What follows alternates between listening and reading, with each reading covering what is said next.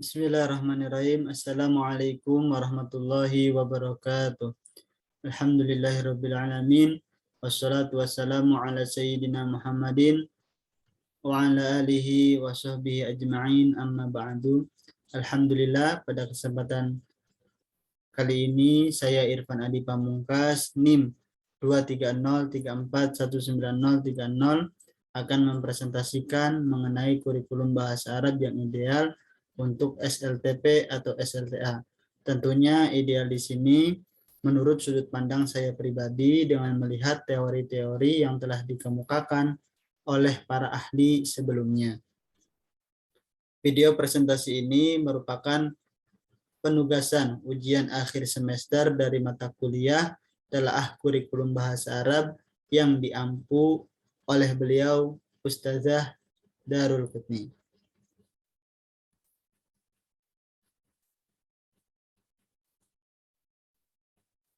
Adapun pada presentasi kali ini ada 6 topik pembahasan yang akan saya sampaikan. Yang pertama, rencana kurikulum bahasa Arab. Kedua, tujuan kurikulum bahasa Arab. Ketiga, materi kurikulum bahasa Arab. Keempat, organisasi kurikulum bahasa Arab.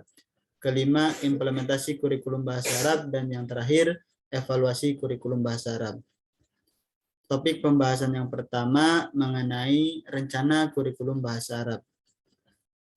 Perencanaan merupakan sebuah proses pengambilan keputusan, hasil berpikir secara rasional, dan analisis sistematis dari proses perkembangan pendidikan dengan tujuan agar pendidikan itu lebih efektif dan efisien.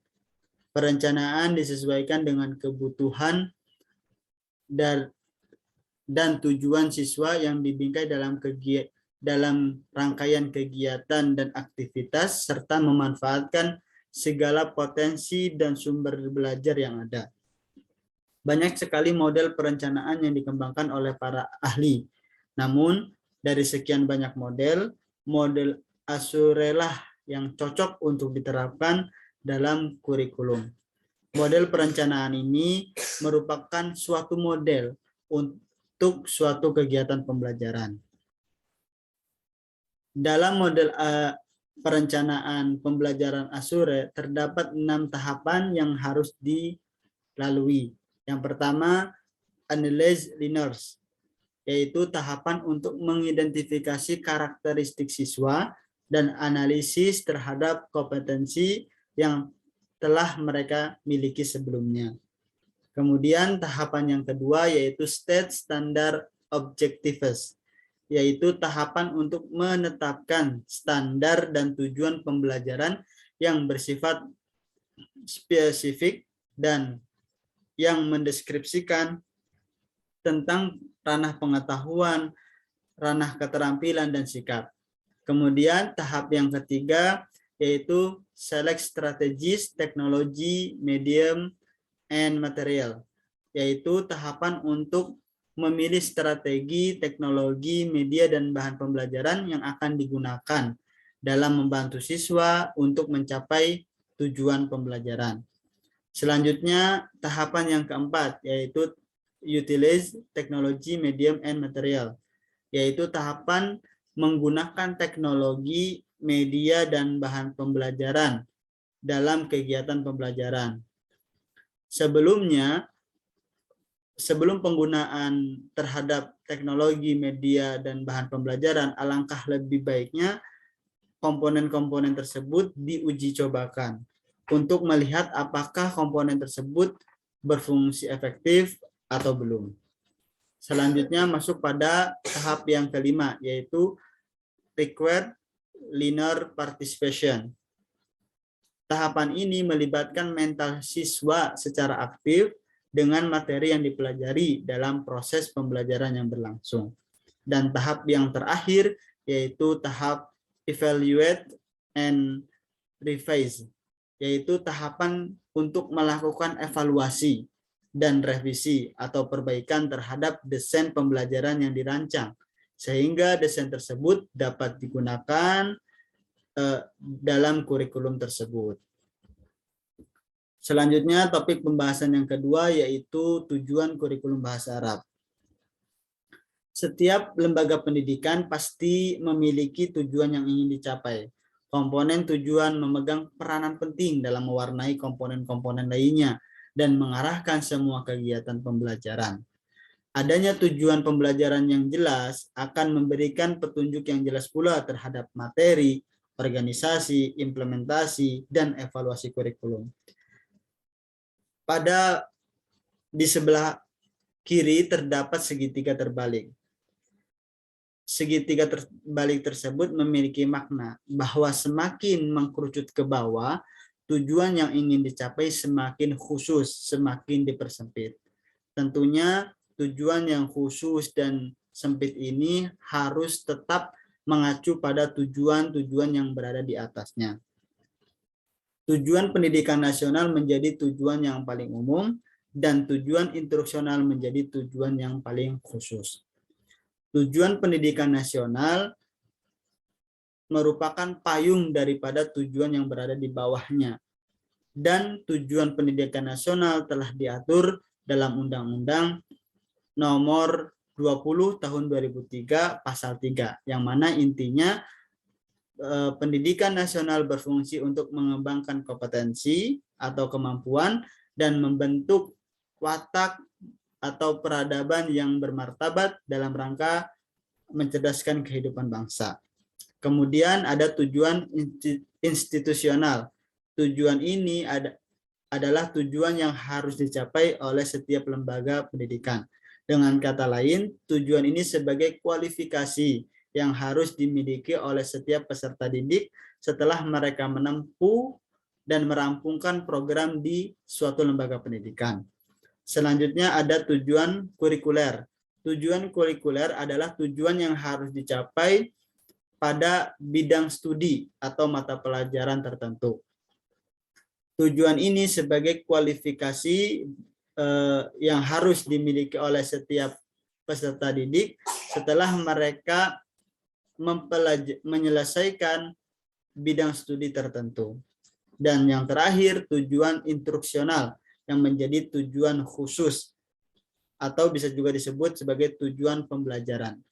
Yang mana tujuan instruksional ini merupakan kemampuan yang harus dikuasai oleh peserta didik setelah mereka mempelajari dan memahami pembahasan tertentu pada bidang studi tertentu dalam satu kali pertemuan. Adapun tujuan kurikulum bahasa Arab itu ada 3. Yang pertama, kompetensi kebahasaan. Kurikulum bahasa Arab bertujuan untuk menguasai kaidah dan tata bahasa Arabnya, yaitu baik pada tataran fonologi, morfologi, sintaksis maupun semantik. Kemudian tujuan yang kedua, kompetensi komunikasi. Kurikulum bahasa Arab mengarahkan para pembelajar untuk memiliki kemampuan menggunakan bahasa Arab baik secara lisan maupun tulisan, guna mengungkapkan ide, gagasan, dan perasaan.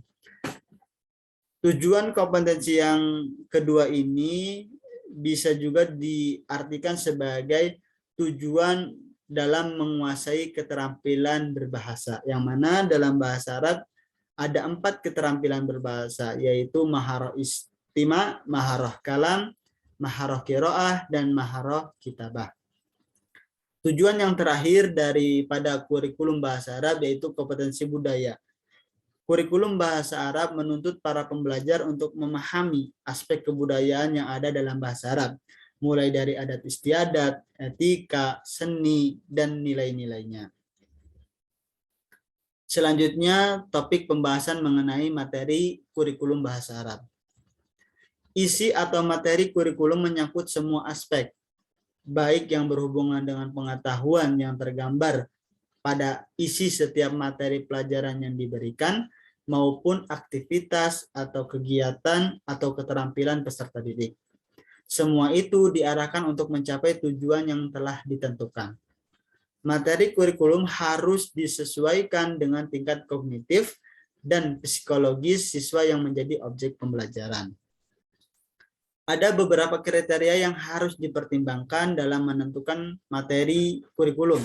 Di antaranya, satu, isi kurikulum harus valid atau solid atau sahih dan terpercaya. Kedua, isi kurikulum harus berpegang kepada kenyataan-kenyataan sosial. Ketiga, kedalaman dan keluasan materi harus seimbang. Yang keempat, isi kurikulum menjangkau tujuan yang luas, meliputi ranah pengetahuan, keterampilan, dan sikap. Kelima, isi kurikulum harus dapat dipelajari dan disesuaikan dengan pengalaman siswa. Dan yang terakhir, isi kurikulum harus dapat memenuhi kebutuhan dan menarik minat siswa. Dalam menentukan materi pembelajaran atau materi kurikulum, tidak lepas dari filsafat dan teori pendidikan yang dikembangkan. Materi pembelajaran yang ideal hendaknya menganut pada filsafat progresivisme, di mana filsafat tersebut menekankan pada kebutuhan, minat, dan kehidupan para peserta didik. Di samping itu, materi pembelajaran harus berlandaskan pada teknologi pendidikan yang mendukung pada penguasaan suatu kompetensi atau keterampilan. Selanjutnya yaitu pembahasan mengenai organisasi kurikulum bahasa Arab.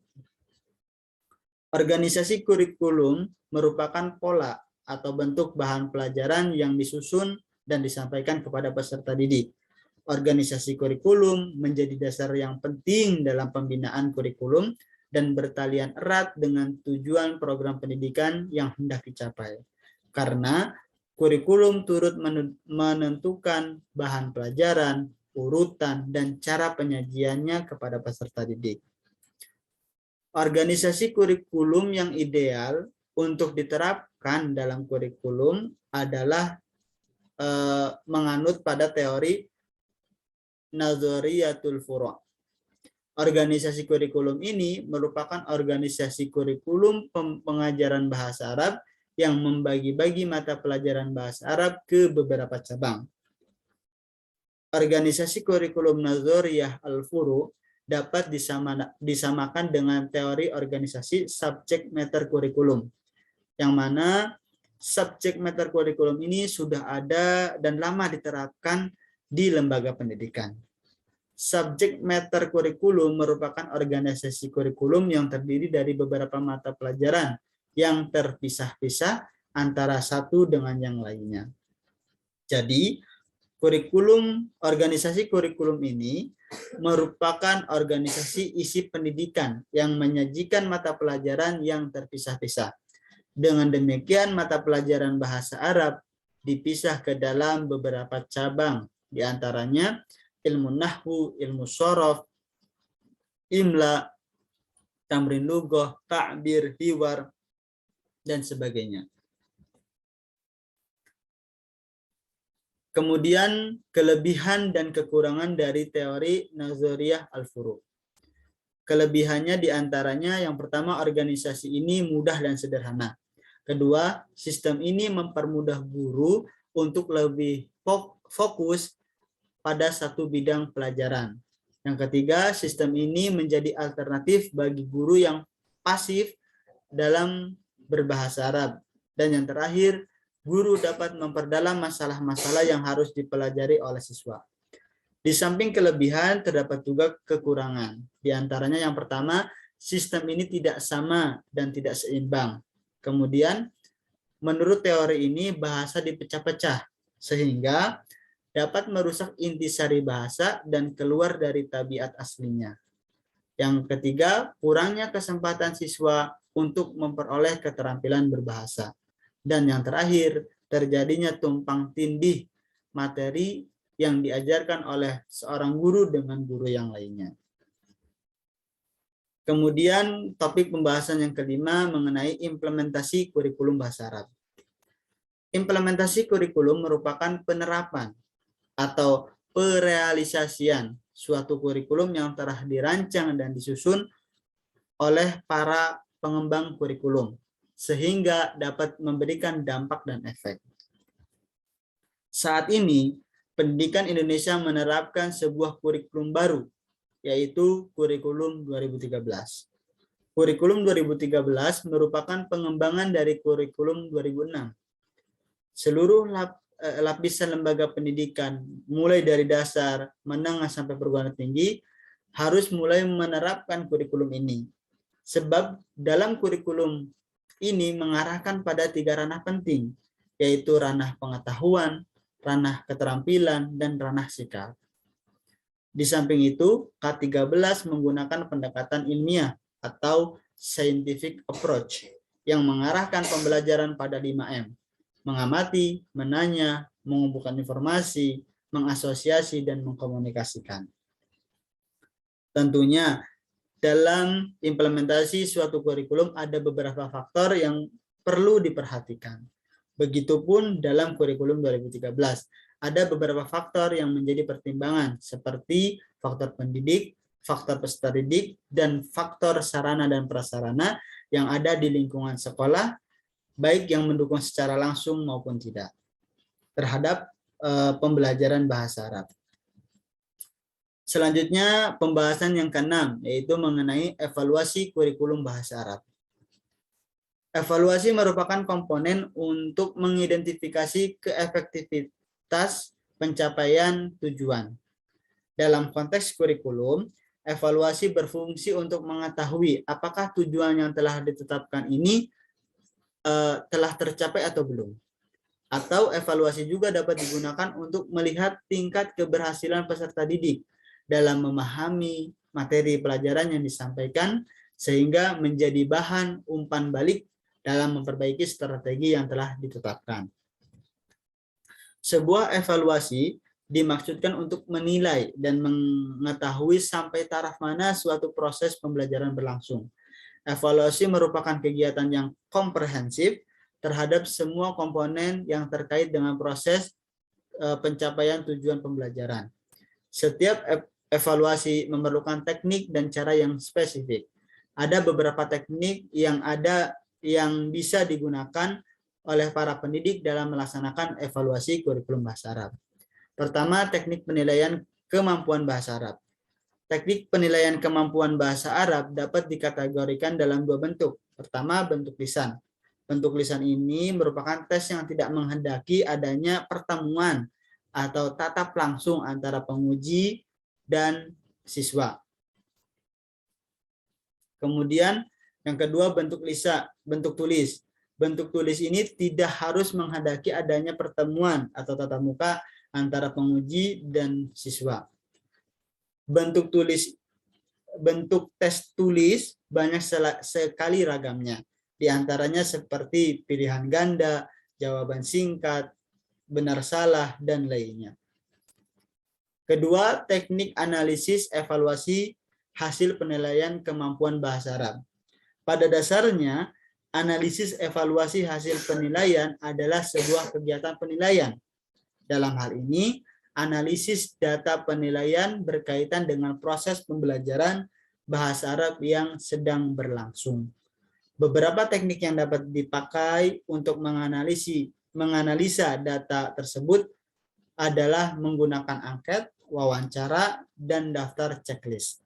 Selanjutnya, data tersebut diklasifikasikan sesuai komponen pembelajaran. Jadi, teknik evaluasi dalam pembelajaran bahasa Arab harus dapat mengakomodasi untuk melihat taraf tingkat kognitif yang dipahami dan keterampilan yang dikuasai oleh peserta didik. Apapun bentuk teknik yang digunakan tersebut, selagi dapat merepresentasikan tingkat keberhasilan dalam pembelajaran bahasa Arab, maka teknik tersebut dapat digunakan dalam evaluasi pembelajaran bahasa Arab. Terlebih, kita ketahui bersama bahwa pembelajaran bahasa Arab di samping mengajarkan gramatikalnya, juga menitik beratkan pada penguasaan 4 keterampilan berbahasa: istima, kalam, qiraah, dan kitabah. Mungkin itu saja yang bisa saya sampaikan. Mudah-mudahan yang sedikit ini bisa bermanfaat dan mendatangkan kebaikan. Syukron jazilan ala husni ihtimamikum wa musyahadatikum. Ila liqa. Wa akhiran wassalamualaikum warahmatullahi wabarakatuh.